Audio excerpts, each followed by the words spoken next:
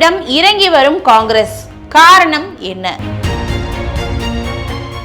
கடந்த சட்டப்பேரவை தேர்தலில் திமுக கூட்டணியில் 25 தொகுதிகளில் போட்டியிட்ட காங்கிரஸ் கட்சி 18 இடங்களில் வென்றது.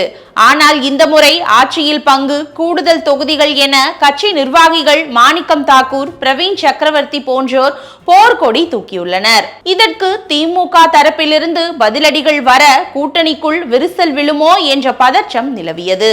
இந்த சூழலில்தான் சென்னை வந்த காங்கிரஸ் அகில இந்திய பொதுச் செயலாளர் KC வேணுகோபால், திமுக காங்கிரஸ் கூட்டணி உறுதியாக உள்ளது, ஆட்சியில் பங்கு என்பது காங்கிரசின் அதிகாரப்பூர்வ நிலைப்பாடு அல்ல என தெளிவாக விளக்கமளித்தார். இருப்பினும் ராகுல் காந்திக்கு தெரிந்தே இந்த சர்ச்சையை கிளப்புகிறார்களோ என்ற சந்தேகம் திமுக தலைமைக்கு இருந்தது.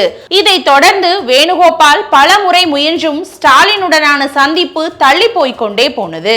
இந்த நிலையில்தான் திடீர் திருப்பமாக ஞாயிற்றுக்கிழமை இரவு 9 மணிக்கு சென்னை வந்த KC வேணுகோபால் ஆழ்வார்பேட்டையில் உள்ள முதல்வர் இல்லத்தில் ஸ்டாலினை சந்தித்து பேசினார். இதில் கனிமொழி MP மற்றும் சத்தீஸ்கர் மாநில முன்னாள் துணை முதல்வர் சிங் தியோ ஆகியோர் மட்டுமே பங்கேற்றனர். சந்திப்பின் போது ராகுல் காந்தியிடம் ஸ்டாலின் தொலைபேசியில் பேசியுள்ளார். இந்த சந்திப்பில் முதல்வர் இல்லத்தில் தயார் செய்யப்பட்ட உணவை அருந்தியபடியே தொகுதி பங்கீடு குறித்து விவாதிக்கப்பட்டதாக தெரிகிறது. இது குறித்து காங்கிரஸ் திமுக கட்சிகளின் மூத்த தலைவர்கள் சிலர் கூறும்போது, மாணிக்கம் தாக்கூர் MP, நிர்வாகி பிரவீன் சக்கரவர்த்தி ஆகியோரின் விமர்சனங்கள் எல்லை மீறி செல்வதாகவும், இவ்வளவு கசப்புகளுக்கு பிறகும் கூட்டணியை தொடர வேண்டுமா என்று அமைச்சர்கள் பலரும் முதல்வரிடம் கேள்வியும் எழுப்பினர்.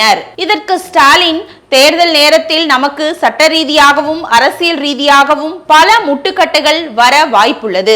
அதை நாடாளுமன்றத்தில் எதிர்த்து பேசுவதற்கு காங்கிரசின் பலம் நமக்கு அவசியம் தேவை என கூறினார். இதனைத் தொடர்ந்து ஸ்டாலின் நேரடியாக சோனியா காந்தியை தொடர்பு கொண்டு நிலையை விளக்கியுள்ளார்.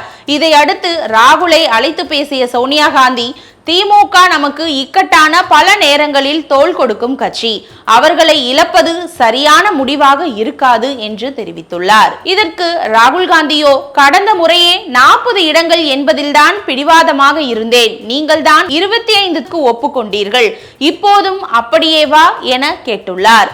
பாஜக தமிழகத்துக்குள் காலூன்ற நாமே வழி ஏற்படுத்தி கொடுத்து விடக்கூடாது, கூட்டணி பலத்துக்காக சிலவற்றை விட்டு கொடுத்துதான் ஆக வேண்டும் என சோனியா கராராக கூறிவிட்டார். இதன் பின்னரே ராகுல் காந்தியின் உத்தரவின் பேரில் அவசரமாக வேணுகோபால் சென்னைக்கு அனுப்பி வைக்கப்பட்டு இந்த சந்திப்பும் நிகழ்ந்துள்ளது என்று கட்சி நிர்வாகிகள் தெரிவித்துள்ளனர். அடுத்த கட்டமாக காங்கிரஸ் பேச்சுவார்த்தை குழு தொகுதி பங்கீடு குறித்து பேச்சு நடத்தும் என தெரிவிக்கப்பட்டுள்ளது. முன்னதாக திமுக கூட்டணியில் தேமுதிக ஐக்கியமானதும் இங்கே கவனிக்கத்தக்கது.